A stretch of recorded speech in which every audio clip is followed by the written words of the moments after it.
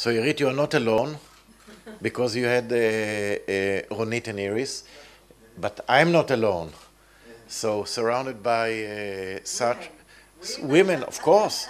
So first, I like, usually we finish with the thanks, so I want to thank you very much, Irit, for organizing it.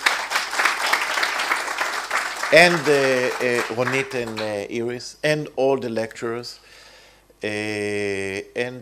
So I don't want to say exactly unlike you, but my style of management is totally different.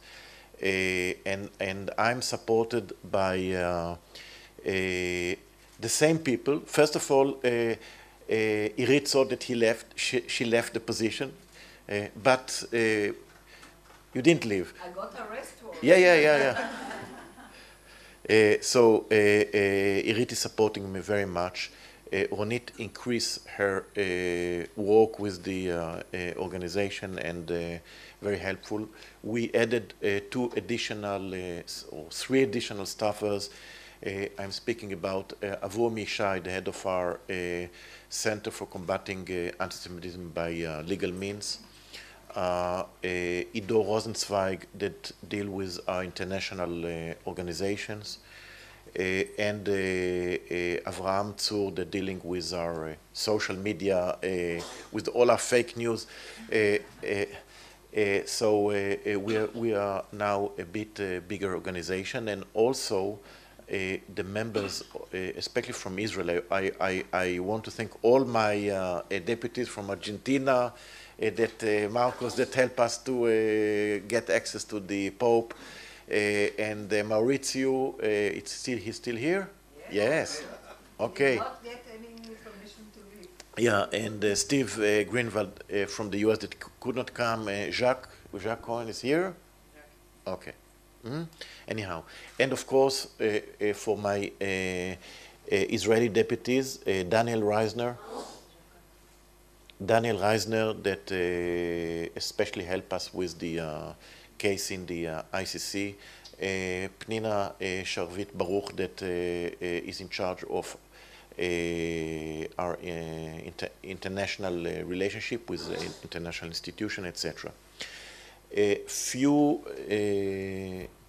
remarks, and I don't want to say that I was disappointed from Dina Porat lecture, but I think that she missed a very important subject. She's a great historian, great historian, but then when she focused on statistics, she missed a lot. And she saw the number of violent anti-Semitic activities. So yes, there is raise because of certain reasons, but sometimes it's coincidental, the number of violent activities. What for sure we see, because of phenomena in Europe and the technological aspects, is rise in the anti-Semitism in Europe and the United States and in South America. We live here, we have our problems here, but what when I speak with people in Europe, not in scientific way, I see that people in Europe and now in the US feel less comfortable living the daily life. The daily life. You know, we saw the guide that the Jewish family was erased in the underground in London. That happens every day. And you saw also, by the way, the reaction of the father. Very cool, he reacted. This is not a severe, and that happens every day. It's happened also in the 80s and in the 90s. It's happened. The problem is that, but each event in itself, usually when it's not violent, it's not the end of the world.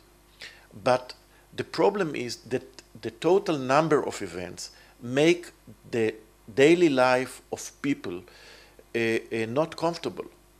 And that was missing in Dina Porat. We're talking about communities that living many hundreds of years. So they suffer in the Holocaust. Many left to Israel. We are very happy. But to be Jews in Europe, in many, many places, and now in the US, it become, first of all, people not safe, or people feel not safe, and people feel harassed, and we have to deal with this phenomena per se. Of course, we have to deal also taking into consideration that the next level is individual violent activities, and God forbid, the next stage is institutional by governments. So I tried to explain yesterday. I didn't want to intervene too much with Dina Porat, but I think that we have to deal with the anti-Semitic events in Europe. In the US, it's more challenging. Then they use the concept of freedom of speech. There is nothing freedom of speech to deal, and that's a big challenge. We also heard about Aliza. Where is Aliza? About how impossible it is to be a Jewish or Israeli a student that, proud or not proud, just that in U.S. universities and some universities in Europe, we saw that just a Jewish student in France, in medical school, in the periphery of France, that was not member of any organization, by the way. Just the student found that she is Jewish. They harassed her day by day, and then she left to another university. And that's things that happen. We are here in Israel. We have our problems, but we don't feel it. And I think that, again, as organization, we should deal more with the small cases, in brackets, as I mentioned yesterday, and we started. Of course, we will not replace governments, and there might be that in certain positions the Israeli government should take also responsibility. The Israeli issues is the same. We know we are, the people here in Israel are divided more than ever. We have constitutional crisis.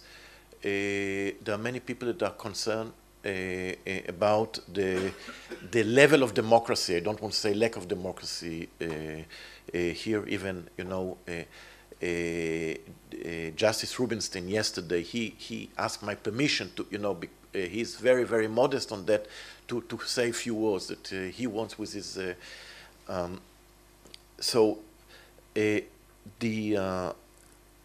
We have our issues here, but Israel is the only state of the Jewish people. We internally have many people.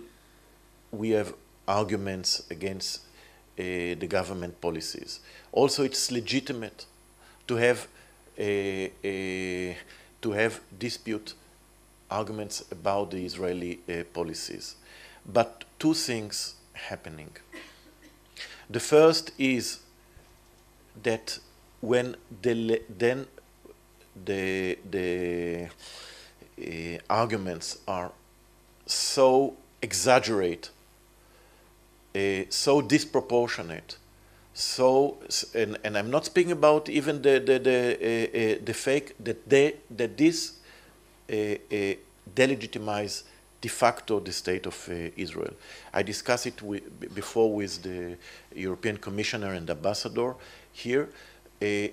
I think, when European countries vote in the Human Rights Council in Europe, it's okay on specific. But if all the process of the Human Rights Council in Europe is not legitimate in our view, if the number of all decisions against Israel is disproportionate of what's happened on all over the world, then itself, I think, for instance, the EU should take a position, like the US, that this institution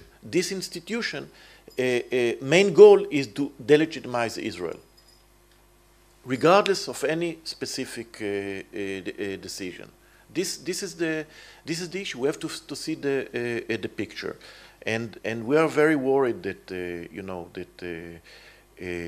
about this process. I will not go again and again to what happened here. We as a organization will fight in these two, the classical antisemitism from right and left, and also take or to explain how, when to fight the people that criticize Israel out of context, or of course, in what we see as definition as that's I'm not speaking about European countries, that the euro de facto delegitimize the existence of the Jewish state. Thank you for all your coming, all your patience here. It was long day, and yesterday long evening, and we see you next year in our conference. And during the year, I call every one of you that want to support us, helping in the countries. Please do so, and see you next year, or the board members we convince you. Thank you very much.